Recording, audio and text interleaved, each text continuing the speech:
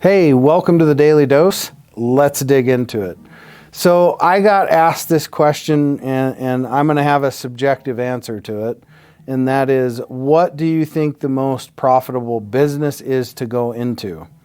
And no matter what, I'm always going to say it's a business that has very low to very little overhead.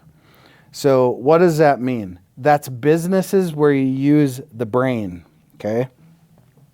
If you're able to use your brain, obviously you don't have much overhead.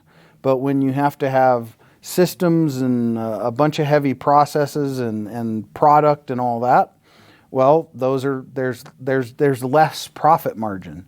But when it's a brain job, coaching, consulting, certain things like that,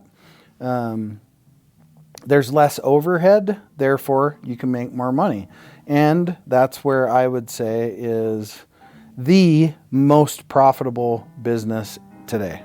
Hope that was helpful. See you on the next dose. I hope you found this video useful. Follow me right here on YouTube for more great content daily. Download my international best-selling book, Be Good, Be Brief, Be Gone, for absolutely free at growfast.club. I say again, download my book at growfast.club for all of my 7-figure growth hacks. Get your copy now while it's still free.